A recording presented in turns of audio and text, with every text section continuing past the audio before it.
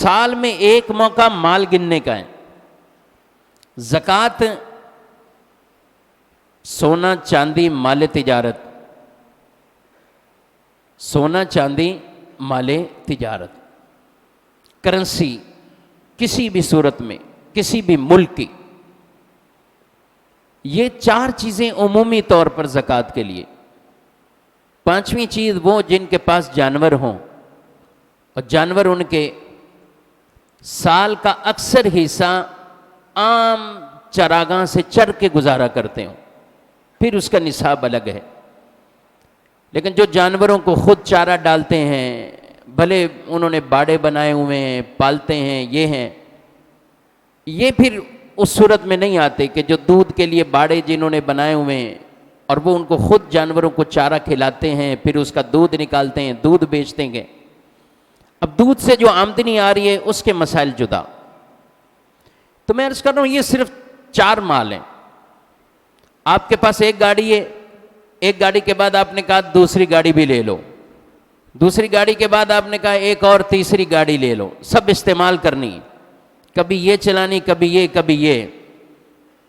شہر سے باہر جانا ہے اس گاڑی کو استعمال کرنا ہے، شہر کے اندر رہنا ہے اس گاڑی کو استعمال کرنا.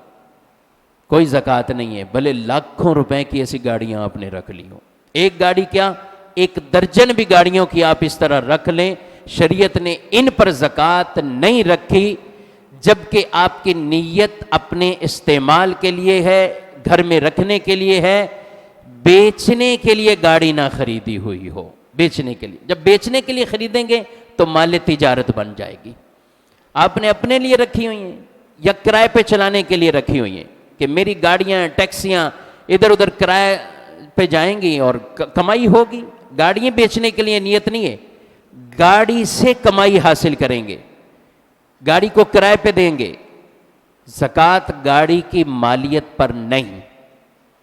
مکان آپ کے پاس ہے، ایک اور آپ نے لے لیا، ایک اور لے لیا، کس لیے لیا ہے؟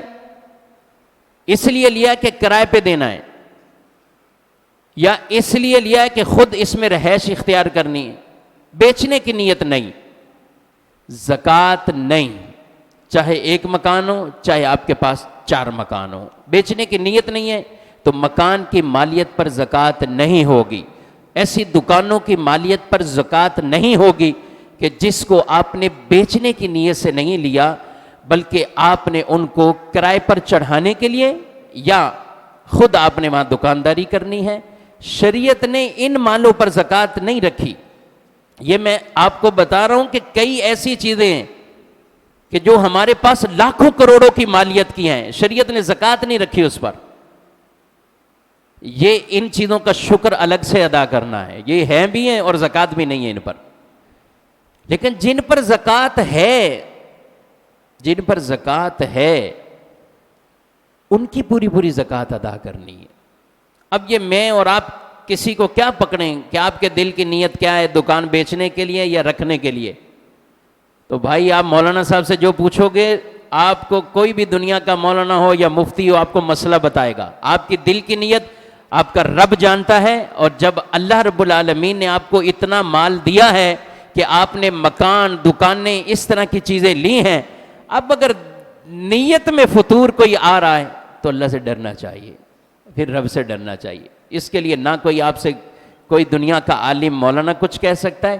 جو نیت آپ بتائیں گے مسئلہ آپ کو وہ بتائے گا، لیکن آپ کا اور آپ کے رب کا معاملہ ہے. اب کئی لوگ ہوتے ہیں اس میں نا، وہ خود ہی اپنے طور پہ کہ یہ یوں ہے، یہ یوں ہے، یہ یوں ہے. نبی پاک علیہ السلام اس زمانے میں ایسے لوگوں سے بڑے ناراض ہوتے کہ بکریوں کے خاص تعداد، کہ اتنی لمٹ پہ بکریاں ہوں تو اتنی بکریاں زکوٰۃ میں نکالیں. تو جب بکریوں کی زکوٰۃ کے لینے کے لیے آپ لوگوں کو بھیجتے، ساتھ یہ بھی ان کو ڈراتے اور بتایا جاتا. اب ایسا نہیں زکوٰۃ کا ٹائم ہوا تو اب کچھ بکریاں یوں سرکا لو، کچھ یوں کر لو، ان کی تعداد ہی کم کر دو، زکوٰۃ ہی نہیں ہے. یہ اس لیے کہہ رہا ہوں کہ آپ لوگ بزنس میں تو بڑا کرتے ہو، اس کو تھوڑا سا یوں گھماؤ، اس کو یوں گھماؤ تو ادھر سے، اور یہ آمدنی آ گئی. اب لوگ زکوٰۃ کے لیے بھی ایسے کچھ کرنے شروع ہو گئے کہ یہ زکوٰۃ، اس کو ہم نے یوں کر دیا، یوں کر دیا، یوں یوں زکوٰۃ یوں. تو جن مالوں پر ہے میرے بھائی ان پر ہے اور جن پر نہیں ہے ان پر نہیں ہے۔ مال تجارت میں آ کر سونا چاندی کرنسی، اس میں آپ کی کوئی نیت نہیں پوچھی جائے گی۔ سونا چاندی کرنسی نصاب کو پہنچ جاتا ہے، زکوٰۃ دو، ٹھیک ہے۔ 52.5 تولے چاندی کی جو قیمت ہے آج کے حساب کے مطابق وہ اوپر نیچے ہوتی رہتی ہے، تو 70,000 اس کے قریب قریب کبھی اوپر جو گئے وہ یہ نصاب بن جاتا ہے۔ 52.5 تولے چاندی زکوٰۃ ہے۔ اب یہ چاہے اکیلی کرنسی اتنی ہو جائے یا پھر اسی کے ساتھ ساتھ آپ کے پاس کچھ سونا کچھ چاندی سب مل کر اتنے بن گئے، تو آپ صاحب نصاب ہیں، آپ جو ہے وہ زکوٰۃ کی ادائیگی کریں گے۔